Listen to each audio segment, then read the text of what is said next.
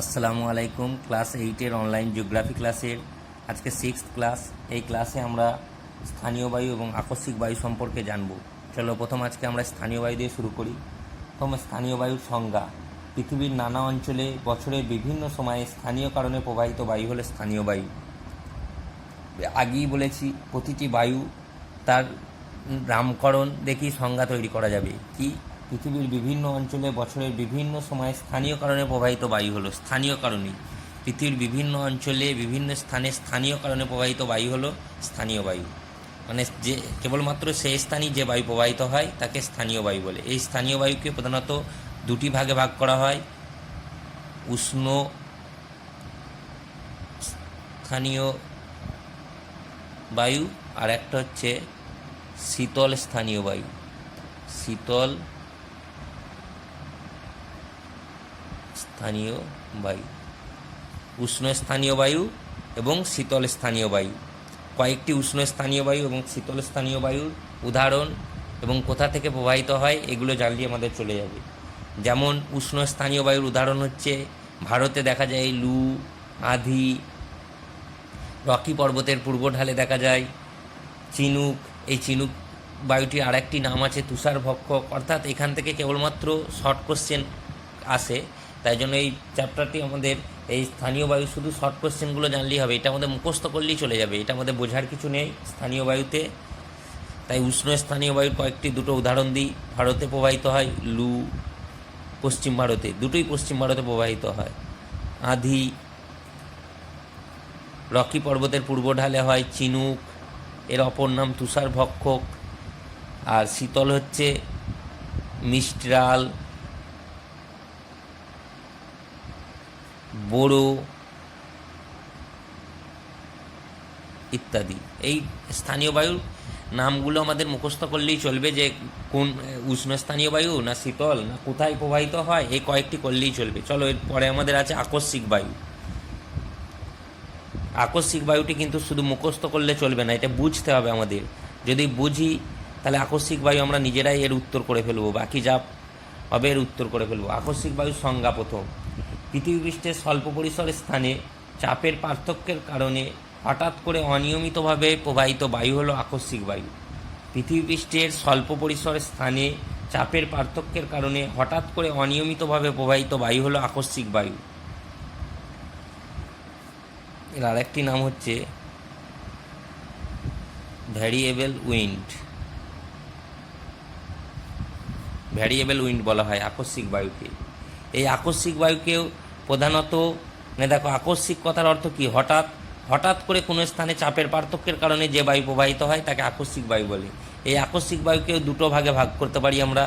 একটা হলো ঘূর্ণবাত, আরেকটি হলো প্রতীপ ঘূর্ণবাত। প্রতীপ ঘূর্ণবাত ভালো করে বোঝার চেষ্টা করো, বুঝলেই এর কনসেপ্ট তৈরি হলে নিজে থেকে এর উত্তর সব নিজেরা করতে পারবে। ঘূর্ণবাত কোনো অল্প পরিসর জায়গায় বায়ুর চাপ হঠাৎ করে কমে গেলে, কোনো অল্প পরিসর জায়গায় বায়ুর চাপ হঠাৎ করে কমে গেলে কেন্দ্রে নিম্নচাপ তৈরি হয় এবং পার্শ্ববর্তী অঞ্চল উচ্চচাপ বিরাজ করে। এই অবস্থায় উচ্চচাপ অঞ্চল থেকে বায়ু এই নিম্নচাপ কেন্দ্রের দিকে প্রবল গতিতে কুণ্ডলাকারে পাক খেতে খেতে ছুটে আসে, একেই ঘূর্ণবাত বলে। কোনো জায়গায় হঠাৎ করে বায়ুর চাপ কমে গেলে সেখানে নিম্নচাপ তৈরি হয়, পার্শ্ববর্তী অঞ্চল অপেক্ষাকৃত উচ্চচাপ বিরাজ করে। এই উচ্চচাপ থেকে নিম্নচাপের দিকে যখন বাতাস প্রবল বেগে ঘুরতে ঘুরতে প্রবেশ করে তাকে ঘূর্ণবাত বলে। দেখো ছবিটি আঁকছি, এ থেকে অনেকটা কনসেপ্ট তোমাদের ক্লিয়ার হবে।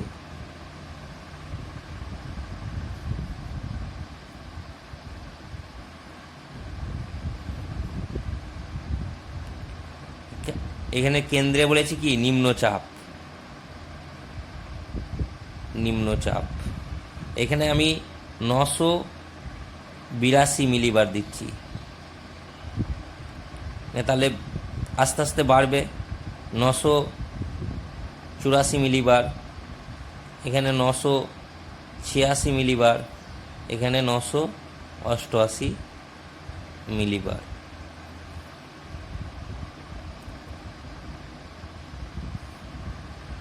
তাহলে বলে ঘূর্ণবাতে কি বলা হয়েছে? ঘূর্ণবাতে বাতাস ভিতরের দিকে প্রবেশ করবে, বাতাস ভিতরের দিকে প্রবেশ করছে।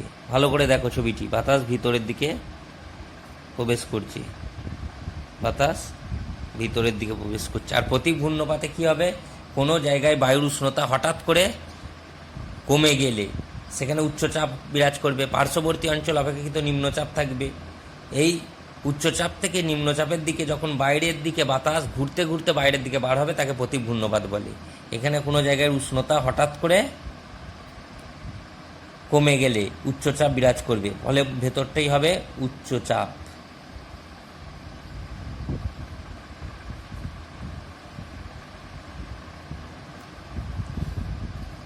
তাহলে ভিতরে আমি লিখতে পারি 1032 মিলিবার। তাহলে এখানে হবে 1030 মিলিবার, আস্তে আস্তে কমবে, হবে 1028 মিলিবার, এখানে হবে 1026 মিলিবার।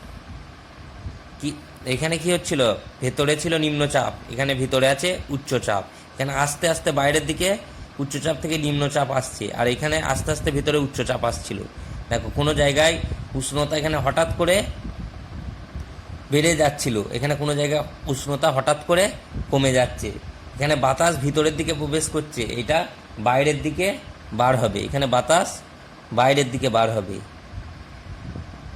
বাইরের দিকে বার হবে, বাইরের দিকে বার হবে। তাহলে ঘূর্ণবাত প্রতীক ঘূর্ণপাত অনেক সময় টিকা আসে, ঘূর্ণবাত প্রতীক ঘূর্ণপাতের অনেক সময় পার্থক্য আসে। অতএব ঘূর্ণবাত প্রতীক ঘূর্ণপাত বিষয় দুটি আমাদের ভালো করে বুঝতে হবে। এটা বুঝলে আমরা টিকা বা পার্থক্য নিজেরা তৈরি করে ফেলব। প্রথম তাহলে ঘূর্ণবাতে কি হলো, ঘূর্ণপাতের যদি আমি পার্থক্য তৈরি করে দিই, তাহলে ঘূর্ণবাতে বাতাস ভিতরের দিকে প্রবেশ করছে, প্রতীক ঘূর্ণপাতে বাতাস বাইরের দিকে বার হচ্ছে। ঘূর্ণবাতের কেন্দ্রে নিম্নচাপ বিরাজ করছে, প্রতীক ঘূর্ণপাতের কেন্দ্রে উচ্চচাপ বিরাজ করছে। ঘূর্ণবাত আর প্রতীক ঘূর্ণপাত উত্তর গোলার্ধ আর দক্ষিণ গোলার্ধের বৈশিষ্ট্য আলাদা। এটা উত্তর গোলার্ধ, দুটোরই উত্তর গোলার্ধটা আমি দেখিয়েছি, উত্তর গোলার্ধ, এটাও উত্তর গোলার্ধ। দেখো ঘূর্ণবাতে উত্তর গোলার্ধে ঘড়ির কাঁটার বিপরীতে বাতাস প্রবেশ করে, উত্তর গোলার্ধে ঘড়ির কাঁটার বিপরীতে। এইটা ঘড়ির কাঁটা যদি এই দিক দিয়ে ঘোরে, ঘড়ির কাঁটা কোন দিক দিয়ে ঘোরে, এখানে এরকম 12 থাকে, 1 থাকে, 2 থাকে, এই দিক দিয়ে ঘোরে। এখানে দেখো উল্টো দিক দিয়ে ঢুকছে, উত্তর গোলার্ধে উল্টো দিক দিয়ে ঢুকছে। আর প্রতীক ঘূর্ণপাতে দেখো ঘড়ির কাঁটার দিক দিয়ে বার হচ্ছে, এইটা ঘড়ির কাঁটা, ঘড়ির কাঁটার দিকে। আর দক্ষিণ গোলার্ধে ঘূর্ণবাতে ঠিক এর উল্টো অবস্থা বিরাজ করে। দেখো এটা যদি আমি ঘূর্ণবাত ধরি, তাহলে ঠিক এর উল্টো অবস্থা বিরাজ করছে। এখানে 3টি আঁকছি, দেখো কি হচ্ছে, ঘূর্ণবাতে দক্ষিণ গোলার্ধে ঘড়ির কাঁটার দিকে প্রবেশ করছে। ঘড়ির কাঁটার দিকে বলতে এই দিক দিয়ে প্রবেশ করবে, এই দিকে, এই দিকে, এই দিকে। আর প্রতীক ঘূর্ণপাতে এর উল্টো অবস্থা বিরাজ করবে, প্রতীক ঘূর্ণপাতে এর উল্টো।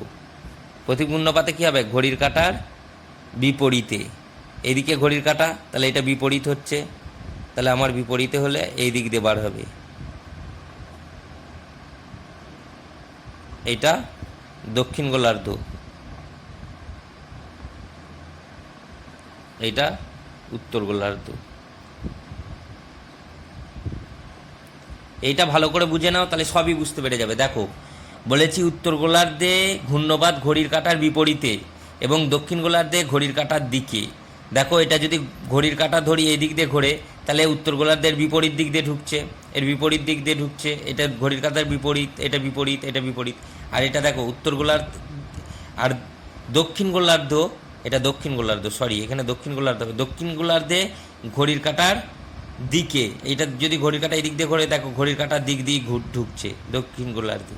আর প্রতীক ঘূর্ণপাতে উত্তর গোলার্ধে ঘড়ির কাঁটার দিকে, দেখো উত্তর গোলার্ধে ঘড়ির কাঁটার দিক দিয়ে বার হচ্ছে, আর দক্ষিণ গোলার্ধে ঘড়ির কাঁটার বিপরীত দিক দিয়ে দেখো বার হচ্ছে। এখানে এই এমবিগুলো উল্লেখ করেছি বলে এটা আর উল্লেখ করিনি, তোমরা দেখো বুঝতে পারছো, ক্লিয়ার। তাহলে এর পার্থক্যে 3টে পার্থক্য আমরা পেলাম। 1 নম্বর পার্থক্য, এখানে বাতাস ভিতরের দিকে প্রবেশ করে, এখানে বাতাস বাইরের দিকে বার হয়। 2 নম্বর পার্থক্যে ঘূর্ণপাতের কেন্দ্রে নিম্নচাপ, প্রতীক ঘূর্ণপাতের কেন্দ্রে উচ্চচাপ। 3 নম্বর পার্থক্যে 3 নম্বর পার্থক্য দেখো উত্তর গোলার্ধে ঘড়ির কাঁটার বিপরীতে এবং দক্ষিণ গোলার্ধে ঘড়ির কাঁটার দিকে ঘূর্ণপাত প্রবাহিত হয়। আর প্রতীপ ঘূর্ণপাত উত্তর গোলার্ধে ঘড়ির কাঁটার দিকে এবং দক্ষিণ গোলার্ধে ঘড়ির কাঁটার বিপরীতে বাতাস বাইরের দিকে বার হয়। ঘূর্ণপাতে গতিবেগ বেশি হয়, প্রতীপ ঘূর্ণপাতে গতিবেগ কম হয়। গতিবেগ বেশি হলে কী হবে? ঘূর্ণপাতে ক্ষয়ক্ষতির পরিমাণ বেশি হয়, প্রতীপ ঘূর্ণপাতে ক্ষয়ক্ষতির পরিমাণ কম হয়। ঘূর্ণপাতে স্থায়িত্ব কম হয়, ঘূর্ণপাতে স্থায়িত্ব কম হয়, প্রতীপ ঘূর্ণপাতে স্থায়িত্ব বেশি হয়। ঘূর্ণপাতে আবহাওয়া দুর্যোগপূর্ণ হয়। দেখবে আমাদের বলে ঘূর্ণপাত দেখা গেছে, এখানে ঘূর্ণিঝড়, সে ঘূর্ণপাতে কী হয়? ঝড় বৃষ্টি হয়, মেঘ ঝড় বৃষ্টি, অর্থাৎ আবহাওয়া খারাপ হয়। আর প্রতীপ ঘূর্ণপাতে কী হয়? কোনো জায়গা শীতল হয়ে পড়ে, অর্থাৎ আবহাওয়া মনোরম হয়। তাহলে ঘূর্ণপাতে আবহাওয়া খারাপ হয় এবং প্রতীপ ঘূর্ণপাতে আবহাওয়া মনোরম হয়। আবার গোটাটা আর একবার করে দেখো, পার্থক্যটা এখানেই মুখস্থ হয়ে যাবে। দরকার হয় ভিডিওটা বারবার করে দেখবে। তোমাদের এই ভিডিওটা দেখলেই যে কোনো প্রশ্ন আসবে আকস্মিক বায়ু থেকে তোমরা উত্তর করে ফেলবে। দেখো, ঘূর্ণপাতের কেন্দ্রে নিম্নচাপ, প্রতীপ ঘূর্ণপাতের কেন্দ্রে উচ্চচাপ বিরাজ করে, 1 নম্বর পার্থক্য। 2 নম্বর, ঘূর্ণপাতে বাতাস ভিতরের দিকে প্রবেশ করে, প্রতীপ ঘূর্ণপাতে বাতাস বাইরের দিকে প্রবেশ করে।